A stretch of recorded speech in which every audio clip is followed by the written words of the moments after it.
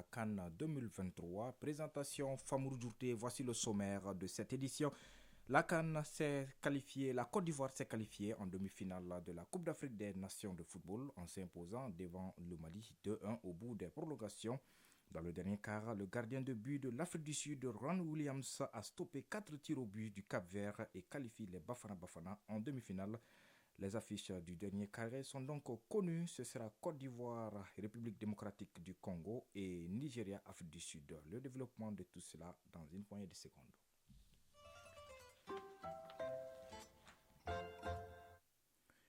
La Côte d'Ivoire, dans le dernier carré de la CAN 2023, les éléphants ont arraché la victoire face au Mali 2-1 en quart de finale ce samedi 3 février.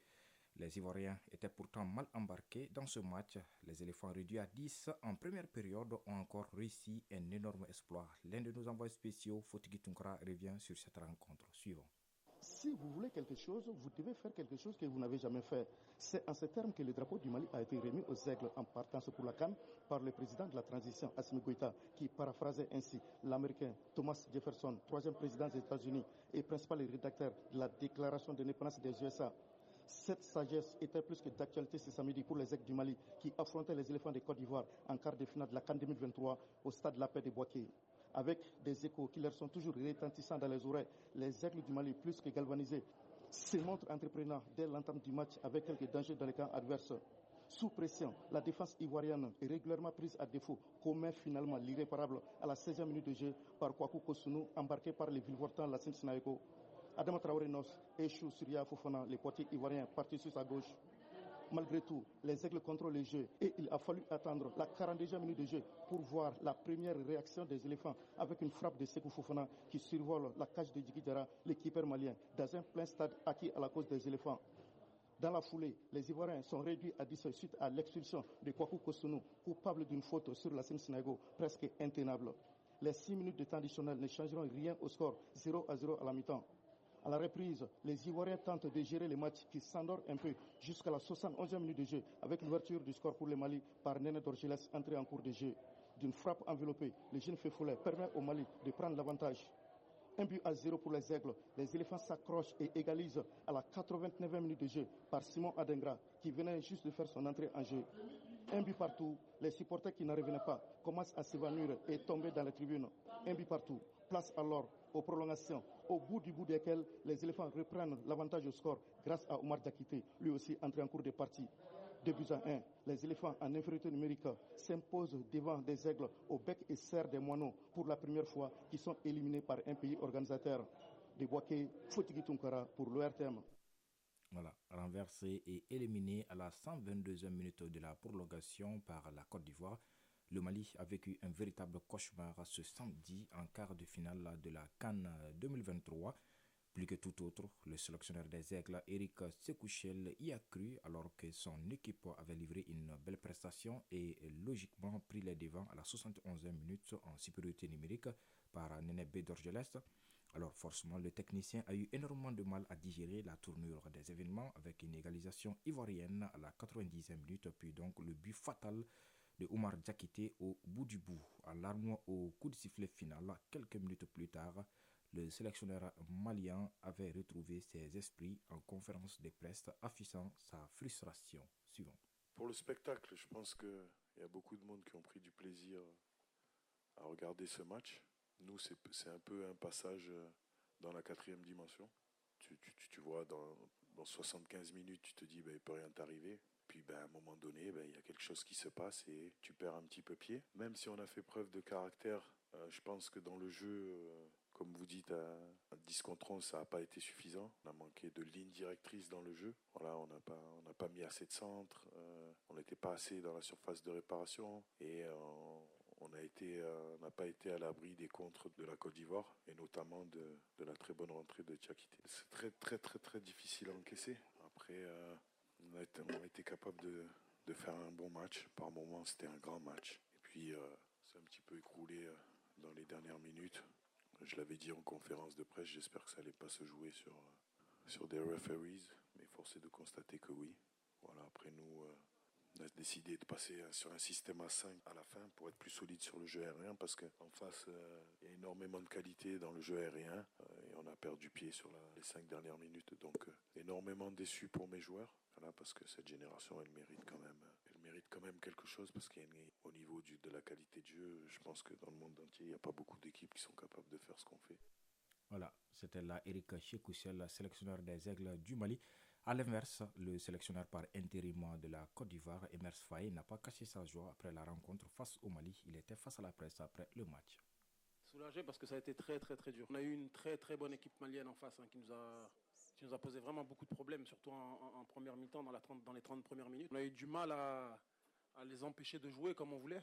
L'objectif c'était un peu d'empêcher ces relations-là qu'ils ont au milieu. On a eu du mal à le faire parce qu'on était trop bas et ils nous ont mis en difficulté, ils nous ont posé des problèmes. Après il y a eu le carton rouge en fin de première mi-temps qui vient pas aider. Mais voilà, on n'a rien lâché, on a essayé de mettre un plan en place pour les contenir et essayer de les prendre en compte avec Seb en pointe qui nous garde les ballons ou qui nous met un but sur centre. Et c'est pas passé loin de l'élimination, mais on est content, on est vraiment content pour les joueurs. Je suis content parce qu'ils ont rien lâché, ils se sont battus jusqu'à la fin, ils ont été récompensés dans les arts durs. Le mental, c'est sûr que quand vous regardez le scénario du match, vous vous dites qu'on a été le chercher au mental, mais si vous réussissez à gagner à 10 contre 11 en étant mené 1-0 à 20 minutes de la fin, c'est qu'il n'y a pas que du mental. Je pense que tactiquement, on a été très très très bon. Presque meilleur à 10 qu'à 11 d'ailleurs. Mais non, ils ont fait un super match tactique. Tactique, on a été bien, on les a empêchés, même à 10, de développer le football qu'ils ont l'habitude de développer d'habitude. On a su fermer les couloirs. Vraiment, sincèrement, tactiquement, on a fait un gros match. Tactiquement, on a fait un bon match. Ce sont les mots du sélectionneur par intérim de la Côte d'Ivoire, Emers Faye. Ici à Bamako, l'un de nos consultants, Djibril Dramé, non moins sélectionneur des Aigles locaux du Mali, nous livre aussi ses analyses après le match Mali-Côte d'Ivoire. Il est au micro de Salifou Ouedraogo. On avait l'opportunité cette année, compte tenu de la qualité de nos joueurs et compte tenu du résultat que nous avons prouvé depuis un certain temps. On pensait pouvoir renverser la tendance, mais on est venu trouver encore une fois de plus une équipe ivoirienne. Cette fois-ci, du point de vue qualité technique, elle n'est pas au top, mais elle a su gérer le match. Du début jusqu'à la fin, elle est restée concentrée. Pas d'occasion nette, mais ils ont gagné le match. Nous avons une insuffisance, nous, Maliens. Au haut niveau, pour pouvoir marquer un but, il faut qu'on se crée 5 à 7 occasions. Par contre, les autres, quand ils ont 2 occasions, ils mettent une occasion là-dedans. Et aujourd'hui, cette équipe ivoirienne n'a pas eu d'occasion nette. Mais elle a forcé à un moment donné pour quand même concrétiser. Et ce qui montre encore leur maturité dans le jeu. Et à quel moment? Nous, on marque en deuxième mi-temps, vers la fin, dans les arrêts de jeu, sinon presque, ils égalisent. Voyez-vous ce que ça fait? Sur le plan psychologique, l'ascendant change automatiquement du camp. Et encore avec ces nombreux supporters dans le stade. 1-1, on vient aux prolongations. Et de la même manière aussi, vers les dernières minutes, c'est le même scénario. Donc, ça veut dire encore une fois de plus, nous avons une équipe composée de jeunes joueurs, de jeunes joueurs très talentueux, mais il nous manque encore cette maturité dans le jeu. Et nous devons tirer les enseignements pour essayer de se préparer encore pour l'avenir. Voilà. Le pays hôte de la CAN 2023 était il y a quelques jours au bord de l'élimination au premier tour. Qualifiée ensuite en tant que l'une des 4 meilleures troisièmes repêchées, la Côte d'Ivoire est désormais un prétendant sérieux à la victoire finale, nous dit Djibril Traoré, toujours au micro de Salifou Ouedraogo. Je vois déjà qu'une des logiques du football, selon l'histoire, va se réaliser encore avec la Côte d'Ivoire. C'est quoi? Généralement, les équipes repêchées, là, c'est des équipes sans pression. Et si on ne les prenne pas au sérieux, ils vont renverser beaucoup de choses. Déjà, ils viennent de mettre fin à la poursuite de 2 grandes nations du football, telles que le Sénégal et le Mali. Donc ça veut dire désormais la Côte d'Ivoire est à prendre au sérieux pour les adversaires qui sont en course. Donc s'ils veulent réellement gagner, il faut qu'ils prennent la Côte d'Ivoire au sérieux. La Côte d'Ivoire affrontera en demi-finale la République démocratique du Congo, une équipe congolaise qu'elle a déjà battue par 3-1 au dernier carré en 2015. Encore un signe du destin pour les éléphants en pleine réussite. Le Nigeria connaît aussi son adversaire en demi-finale. Opposé au Cap-Vert lors du dernier quart de finale, l'Afrique du Sud a su tirer son épingle du jeu.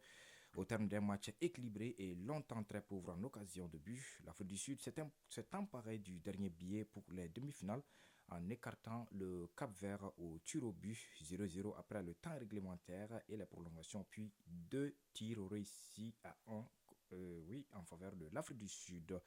grâce à leur gardien Ron Williams qui a repoussé 4 tentatives adverses durant la séance. Les Bafana Bafana atteignent le dernier carré pour la première fois depuis 2000 et affronteront le Nigeria mercredi. De leur côté, malgré un superbe tournoi, les requins bleus éliminés mais invaincus devront encore patienter avant de goûter à ce stade de la compétition. On est presque à la fin de ce numéro du journal de la CAN. Juste le rappel des affiches des demi-finales.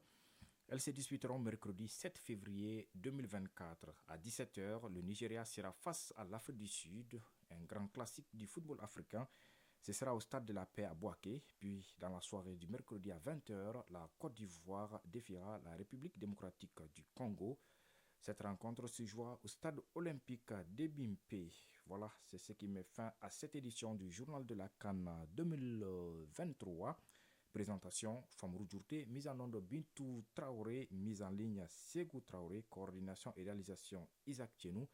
Merci à vous de nous avoir suivis. Je vous donne rendez-vous à 13h dans le journal parlé pour d'autres informations sportives. D'ici là, prenez soin de vous. Bonne journée dominicale à tous et à toutes. Le journal de la CAN sur Radio Mali.